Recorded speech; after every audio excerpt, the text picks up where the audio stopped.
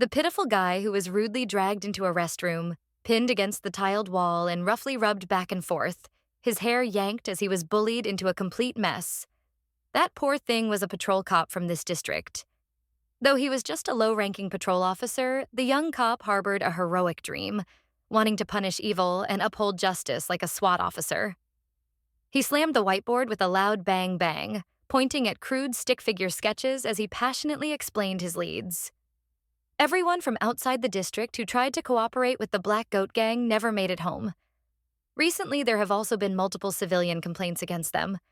I have reason to suspect that the Black Goat Gang is producing and trafficking drugs. The veteran cop didn't even bother finishing his meal. He cut off the young cop's grand ambitions without mercy. "We're just patrol cops. If you've got too much free time, go do some rounds." Facing the old cop's anger, the young patrolman hurriedly fled the office.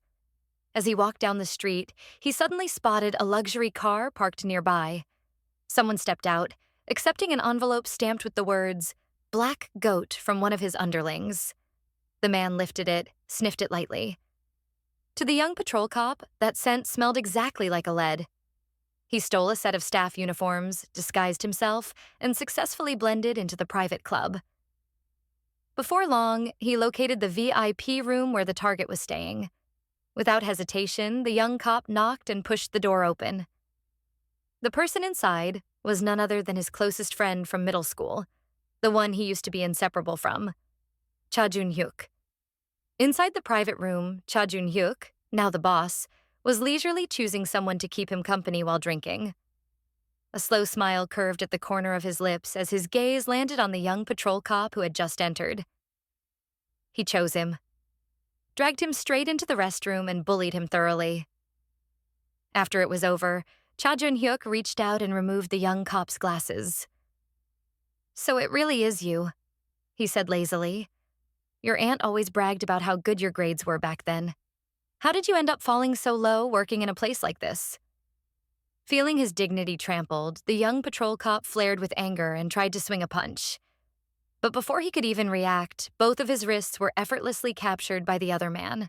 Feeling both physically and mentally humiliated, the young cop pulled out his police ID. "While you were committing crimes," he said coldly, "my life was doing just fine. You'd better keep a low profile from now on. If I ever catch real evidence, I won't hesitate to send you in." Faced with the threat, Cha Jun-hyuk showed no fear at all. Instead, his smile slowly twisted into something dangerous. "It's been so long," he said. "The more you grow up, the more you suit my taste. You're really hot." When the young patrol cop returned to the station, the veteran officer pointed at his nose and scolded him mercilessly. As punishment, he was ordered to write a 10,000-word self-criticism. If it wasn't submitted that same day, he wasn't allowed to clock out. The young cop wrote until late into the night. The more he thought about it, the angrier he became. He couldn't just let Cha Jun-hyuk take advantage of him for free. So he searched for Cha Jun-hyuk's personal records online, only to find them almost completely blank. No criminal history. No stains at all.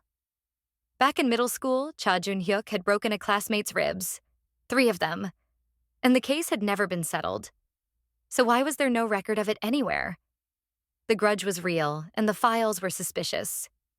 The young patrol cop became even more determined to continue the investigation. The next day, while visiting neighbors who knew Cha Jun-hyuk, he suddenly spotted that flashy, eye-catching luxury car again. Instinctively, the young cop began to observe. He was wondering why Cha Jun-hyuk had parked the car there and where he had gone, when Cha Jun-hyuk suddenly appeared behind him. "Sneaking around," he said lightly. "Looking for me?" Startled, the young patrol cop reflexively threw a punch. "Last time you went straight for violence, too." Cha Jun-hyuk laughed. "What is it? Are you into pain play?" Cha Jun-hyuk's sharp tongue made the young patrol cop tremble with rage.